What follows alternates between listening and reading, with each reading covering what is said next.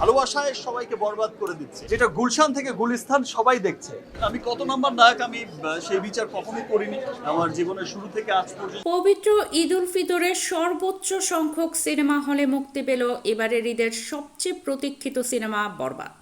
ভক্তদের সিনেমাটি দেখার আমন্ত্রণ জানিয়ে শাকিব খান আরও লেখেন, ঈদের আনন্দকে বাড়িয়ে তুলতে পরিবার, পরিজন, বন্ধু-বান্ধব এবং আপনজনদের নিয়ে নিকটস্থ সিনেমা হলে এসে উপভোগ করুন বরবাদ।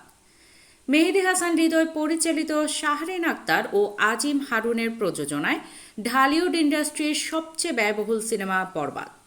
অ্যাকশন আর রোমান্টিক ঘরানার এই সিনেমায় কেন্দ্রীয় চরিত্রে রয়েছেন শাকিব ও ইধিকা।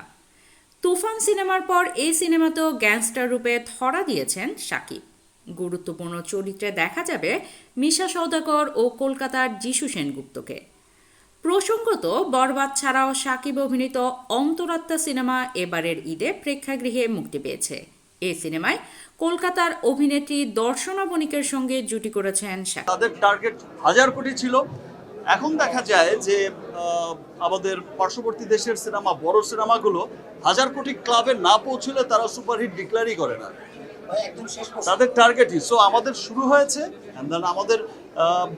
আমাদের দেশের মানুষ, আমাদের দেশের সর্বস্তরের মানুষ, এবার আমি আমার দেশের সর্বস্তরের মানুষকে ধন্যবাদ জানাবো আবারও, বিকজ এবার আমি যখন শুটিং করছিলাম, আমি যখন শুটিং করছিলাম এই কিছুদিন আগে, এই কয়েকদিন আগেই আমাকে কিছু মানুষ এসে যখন বলল, তারা সিনেমার কোর মানুষ, তারা যখন এসে বলল যে দিস ইজ দ্য ফিল্ম যেটা গুলশান থেকে গুলিস্তান সবাই দেখছে।